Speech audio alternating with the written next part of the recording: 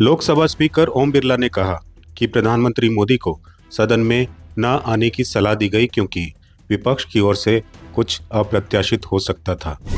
तो मेरे पास पुख्ता ऐसी जानकारी आई कि कांग्रेस पार्टी के कई सदस्य माननीय प्रधानमंत्री जी के आसन पर पहुंचकर कोई भी अप्रत्याशित घटना कर सकते थे। बीजेपी के कुछ नेताओं ने आरोप लगाया कि प्रधानमंत्री की जान को खतरा या साजिश की आशंका थी, जबकि विपक्ष ने इसे डर और भागने का बहाना बताया। संसद में महत्वपूर्ण मुद्दों पर चर्चा नहीं हो पा रही है। Prime minister has escaped. देखिए, उस पर रूलिंग आ चुकी है। उस पर रूलिंग आ चुकी है और व्यक्तिगत आरोप प्रत्यारोप राजनीतिक स्तर गिरा रहे हैं। लोकसभा में राजनीतिक हंगामा इतना बड़ा कि सामान्य विधायी कार्य प्रभावित हो गए। स्पीकर ओम बिरला ने दावा किया कि विपक्षी गुट के कारण प्रधानमंत्री जी को सदन में न आने की सलाह दी गई थी। उधर बीजेपी नेता गिरिराज सिंह समेत कुछ ने प्रधानमंत्री की सुरक्षा को लेकर आशंका जताई, संभावित खतरे, साजिश का उल्लेख किया। विपक्ष ने पूरे घटनाक्रम को राजनीतिक डर और भागने का बहाना बताया। कोई एफआईआर या आधिकारिक जांच अभी तक नहीं हुई है, जिससे आरोपों की गंभीरता पर सवाल उठ रहे हैं।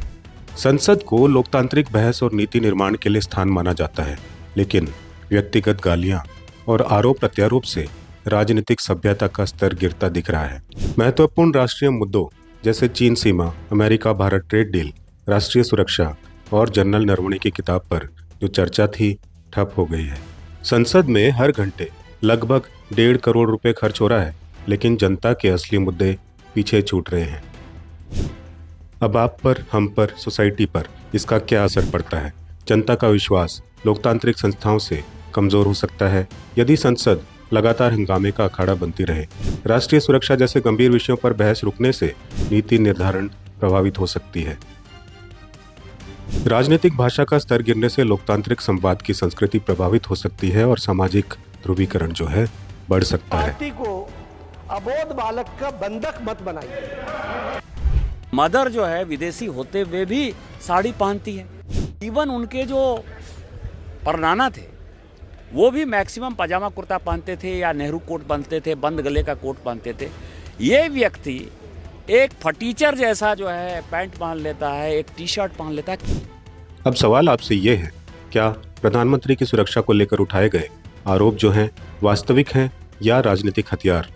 अगर खतरा था तो क्यों कोई आधिकारिक जांच या प्रक्रिया शुरू नहीं हुई? क्या संसद को हंगामा और व्यक्तिगत आरोपों की बजाय राष्ट्रीय हितों पर चर्चा करनी चाहिए? और क्या जनता के मुद्दों को प्राथमिकता दी जानी चाहिए या राजनीति में फंसा बहस जारी रहेगी?